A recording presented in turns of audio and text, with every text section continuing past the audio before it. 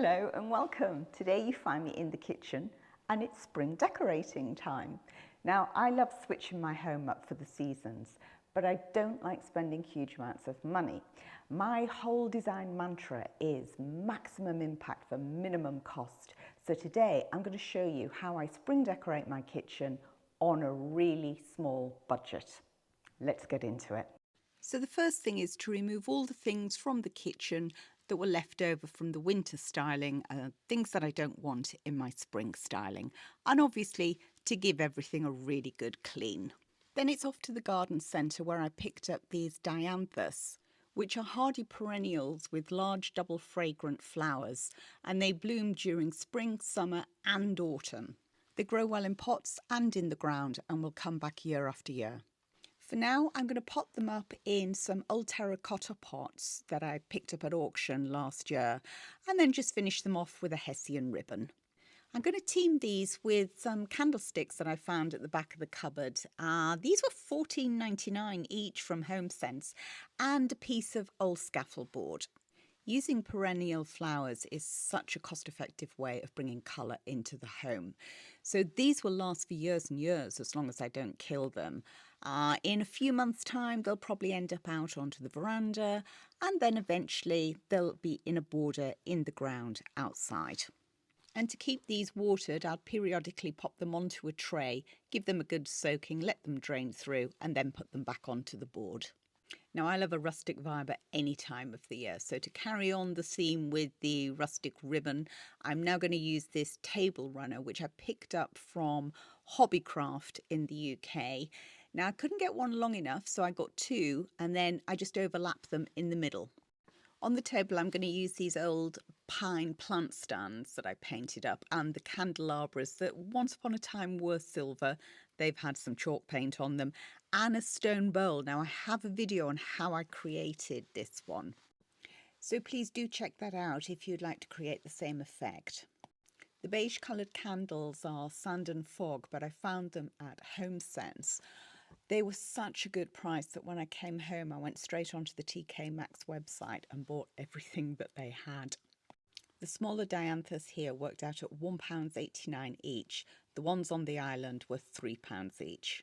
Now onto the big dresser styling. I have a video on how I created this effect on this old candelabra. I'm going to use vintage books, some more of the Dianthus, and some faux plants. I've got some gypsophilia here as well that I bought from a supermarket and dried, which I used on my spring door wreath that I did last week. There is a video on that one as well. I will show lots of close-up shots at the end of the video, so please do keep on watching. And if you're enjoying this video, please do go and check out some of my other videos. And if you're not subscribed already, then please do consider subscribing. It means the world to me, every single person that follows along. All your comments, all your thumbs up, they mean so much. Thank you. These cute little faux pots were found at HomeSense many years ago, as was all the greenery that I use. I use this at Christmas, but then I use it all year round, actually. I keep it out, I don't put it away, and I love to mix it with fresh flowers.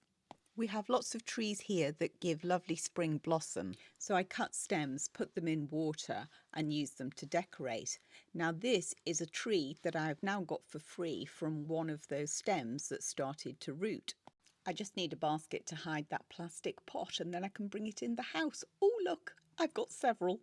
And this one's the perfect size. I got an auction haul of baskets last year, so I've always got one to hand. And another piece of hessian provides the perfect solution for hiding that plastic pot in the basket. In a few weeks, this will be in full leaf where it'll go back outside again and continue to grow. And I'll be taking several more cuttings to see if I can get some more free trees. We haven't got any blossom out just yet, but we have got this bush that's flowering. So I'm going to snip some of this for the kitchen. And I like to take it from areas that I would be cutting back anyway. So this one's growing over this privet here. So I've cut it back. This lets the sun get into the privet, which I would have done that anyway. So now I'm going to pop it into some water. I'm filling up a jam jar here because this is going into a pot that I've created a stone effect on. So it's not going to be waterproof, and also it's a very wide-necked vase and everything just flops around. So a tip I've used over the years is to use a smaller vessel inside a bigger vessel, and it keeps control of your display. I'm adding more of the dried gypsophilia just because it gives that lovely frothy blossomy look. I have another stone pot here, again very wide neck, so I want to put a vase in, but it's got a bit of a wobbly bottom, and a wobbly bottom's not a good look. So I use a towel at the bottom, then put the water in, and it just stabilizes it, so it makes it much easier to add the greenery and keep everything in position. In a few weeks I'll be switching this out and putting fresh blossom in. But meanwhile, back to the faux greenery. Now this basket on top of the fridge freezer is full of giant pine cones. I'm always collecting these, and then I dry them in the bottom of my range oven overnight and they all open up. But they form a great base for putting an arrangement like this in. Just a few more accessories to finish up. Well, I wouldn't be a home decor channel, would I, if I didn't have the requisite chopping boards out and a few candles. I hope you've enjoyed watching this and it's given you inspiration for your own home. You really don't need to spend a lot of money switching up the seasons. And now it's time for the pretty pictures, but just before we do, here's a quick reminder of how the kitchen looked before we started. Catch you on the next video.